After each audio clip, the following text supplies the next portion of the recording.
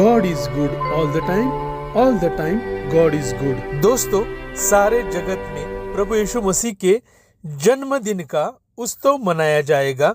यह पहले से ही पवित्र शास्त्र बाइबल में लिखा है। पवित्र शास्त्र बाइबल में पुराना नियम में स्पष्ट रूप से लिखा है कि प्रभु यीशु को परमेश्वर मानने वाले सभी प्रभु यीशु मसीह के जन्मदिन का उत्सव मनाएंगे। वैसे ही वह समय और उस दिन के बारे में भी लिखा है। बीसी और एडी इस बारे में आपको पता है कि यीशु मसीह के जन्म के पूर्व और यीशु मसीह के जन्म के बाद। दोस्तों, यहोवा परमेश्वर ने इस युग का अंत ठहराया और सभी मनुष्य जाति को बचाने के लिए अपने शब्द को यानी अपने वचन को यानी अपने पुत्र को मतलब प्रभु यीशु को इस युग में भेज दिया। पहला पतरस चैप्टर 1 वर्स 20 में लिखा है, मसीह को जगत की सृष्टि से पहले चुना गया था, पर अब इस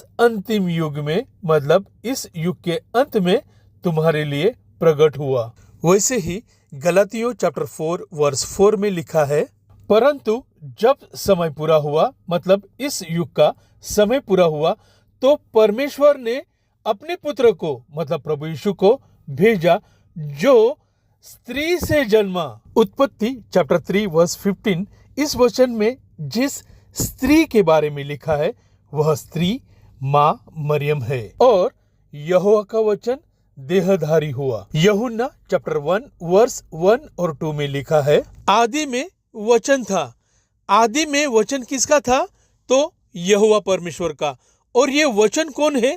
तो प्रभु यीशु मसीह। और वचन परमेश्वर के साथ था मतलब प्रभु यीशु यहोवा परमेश्वर के साथ था और वचन परमेश्वर था मतलब प्रभु यीशु यहोवा परमेश्वर है।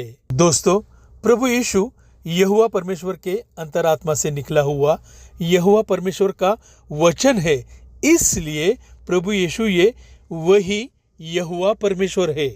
और वर्स 14 में लिखा है, और वचन मतलब यहोवा परमेश्वर का वचन प्रभु यीशु देहधारी हुआ और अनुग्रह और सच्चाई से परिपूर्ण होकर हमारे बीच में डेरा किया। यूहन्ना चैप्टर 8 वर्स 42 में लिखा है, क्योंकि मैं मतलब प्रभु यीशु परमेश्वर में से मतलब यहोवा परमेश्वर में से निकल कर आया हूँ। मैं मतलब प्रभु यीशु आपसे नहीं आया परंतु उसी ने मतलब यहोवा ने मुझे भेजा। यहोवा ने अपने खुद के वचन को देह का रूप धारण करने के लिए कहा और जब वचन मतलब प्रभु यीशु देहधारी बना तभी यहोवा ने अपने वचन को यानी प्रभु यीशु को पुत्र कहा। भजन संहिता चैप्टर 2 वर्स 7, यहोवा ने मुझसे मतलब प्रभु यीशु से कहा, तू मेरा पुत्र है, आज मैं ने तुझे जन्माया है। भविष्यवाणी थी जकरिया चैप्टर 13 वर्स 1, उस दिन दाऊद के घराने और यरूशलेम के निवासियों के लिए पाप और मलिनता मतलब अशुद्धता धोने के निमित्त एक बहता हुआ सोता यानी प्रभु यीशु फूटेगा। यीशु इस नाम का मतलब ही ये है पाप और विनाश से बचाने वाला। मिका चैप्टर 5 वर्स 2 में लिखा है बैतलहम एफ्राता, यदि तू ऐसा छोटा है कि यहूदा के हजारों में गिना नहीं जाता, तो भी तुझ में से मेरे लिए एक पुरुष निकलेगा जो यानी प्रभु यीशु इस्राएलियों में प्रभुता करने वाला होगा और उसका निकलना प्राचीन काल से वरन अनादिकाल से होता आया है। दोस्तों, इन वचनों पे जरा ध्यान दे। इन वचनों में परमेश्वर प्रभु यीशु के जन्मदिन पर लोग कैसे खुशी मनाएंगे यह स्पष्ट रूप से लिखा है। यशायाह चैप्टर 9 वर्स 2 से लिखा है, जो लोग अंधियारे में चल रहे थे उन्होंने बड़ा उजियाला देखा और जो लोग घोर अंधकार में भरे हुए मृत्यु के देश में रहते थे उन पर ज्योति चमकी। तूने जाति को यानी इस्राएलियों को बढ़ाया, तूने उसको यानी प्रभु यीशु को बहुत आनंद दिया। वे तेरे मतलब प्रभु यीशु के सामने कटनी के समय का सा आनंद करते हैं। मतलब जैसे लोग कटनी के समय आनंद करते हैं वैसा आनंद और ऐसे मगन है जैसे लोग लूट बांटने के समय मगन रहते हैं। मतलब ऐसे मगन रहेंगे कि जैसे लूट बांटने के समय मगन रहते हैं वैसे ही प्रभु यीशु के जन्मदिन पर आनंद करेंगे और मगन रहेंगे, क्योंकि हमारे लिए एक बालक मतलब बालक यीशु उत्पन्न मतलब जन्मा हुआ है। हमें परमेश्वर ने एक पुत्र दिया है और प्रभुता उसके मतलब प्रभु यीशु के कांधे पर होगी और उसका मतलब प्रभु यीशु का नाम अद्भुत युक्ति करने वाला, पराक्रमी परमेश्वर, अनंत काल का पिता और शांति का राजकुमार रखा जाएगा। लूका चैप्टर 2 वर्स 1 से लिखा है, उन दिनों में अगस्तुस कैसर की ओर से आज्ञा निकली कि सारे रोमी साम्राज्य के लोगों के नाम लिखे जाए। यह पहली नाम लिखाई उस समय हुई जब क्विरिनियुस सीरिया का राज्यपाल था और सब लोग नाम लिखवाने के लिए अपने अपने नगर को गए। इस वचन पे जरा ध्यान दे।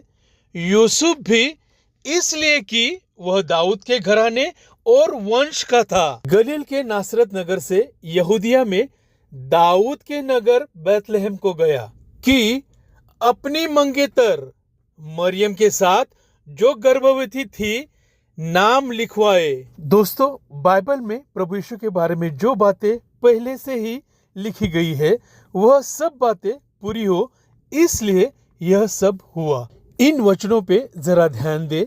भजन संहिता चैप्टर 87 वर्स 4। मैं अपने जान पहचान वालों से रहब और बाबेल की भी चर्चा करूंगा। पलिस मतलब फिलिस्तीनी, सोर मतलब लेबनान और कुश मतलब इथोपिया को देखो। यह मतलब प्रभु यीशु वहां मतलब बैतलहम में उत्पन्न हुआ था मतलब जन्मा हुआ था। दोस्तों, इस वचन में लिखा है पलिस्त, सोर और कुश कहते हैं यह वहां उत्पन्न हुआ। यह वचन बालक यीशु को मिलने आए 3 राजाओं मतलब 3 मागी लोग, ज्योतिष, ज्ञानी, बुद्धिमान लोग इनको दर्शाता है। मत्ती चैप्टर 2 वर्स 1। हेरोदेस राजा के दिनों में जब यहूदिया के बैतलहम में यीशु का जन्म हुआ तब पूर्व से कोई ज्योतिषी यरूशलेम में आकर पूछने लगे।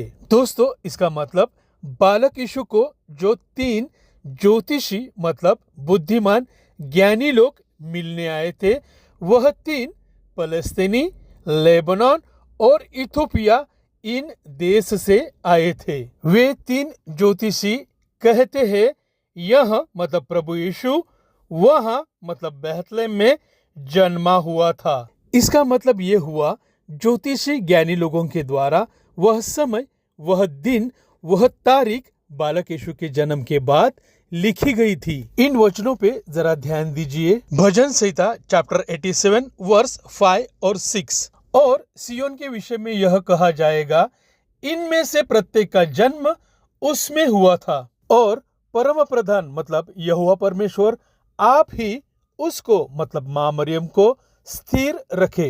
हिंदी बाइबल में लिखा है परम प्रधान आप ही उसको स्थिर रखे, लेकिन मराठी और अंग्रेजी बाइबल में लिखा है यहोवा परमेश्वर खुद उसे मतलब मां मरियम को स्थापित करेगा मतलब बता देगा। यहोवा जब देश देश के लोगों के नाम लिख कर गिन लेगा तब यह कहेगा यह मतलब प्रभु यीशु वहां मतलब बैतलहम में उत्पन्न हुआ था मतलब जन्मा हुआ था। दोस्तों, यह सारे वचन पवित्र शास्त्र बाइबल में रहस्यमय छिपी है। मत्ती चैप्टर 2 वर्स 7। तब हेरोदेस ने ज्योतिषियों को चुपके से बुलाकर उनसे पूछा कि तारा ठीक किस समय दिखाई दिया था। यहाँ हेरोदेस ने तारा दिखाई देने का समय पूछा था। यहाँ पे भी वह समय, वह दिन, वह तारीख इतिहास में लिखी गई थी। लूका चैप्टर 2 वर्स 7-8। और वह अपना पहलौठा पुत्र जनी और उसके कपड़े में लपेटकर चरनी में रखा क्योंकि उनके लिए सराय में जगह नहीं थी। और उस देश में कितने गडेरिये थे जो रात को मैदानों में रहकर अपने झुंड का पहरा देते थे। मतलब वह समय रात का था और उन्होंने तुरंत जाकर मरियम और यूसुफ को और चरनी में उस बालक को मतलब बालक यीशु को पड़ा देखा। इन्हें देखकर उन्होंने मतलब गडेरियों ने वह बात जो इस बालक के विषय में मतलब बालक यीशु के विषय में उनसे कही गई थी प्रकट की। यहाँ पे भी गडोरियों के द्वारा वह दिन, वह समय, वह तारीख इतिहास में लिखी गई थी मतलब प्रकट की गई थी। दोस्तों, कुछ लोग जो प्रभु यीशु पर विश्वास करते हैं उनके मन में यह प्रश्न है कि बाइबल में प्रभु यीशु का जन्मदिन मनाना कहाँ पे लिखा है। तो दोस्तों, जगत के सभी मनुष्य किसी प्रकार की गलतफहमी न रखे और प्रभु यीशु का जन्मदिन मनाए, क्योंकि यह सब बाइबल में पहले से ही लिखा है। विश यू अ हैप्पी मेरी Christmas. God bless you. Amen.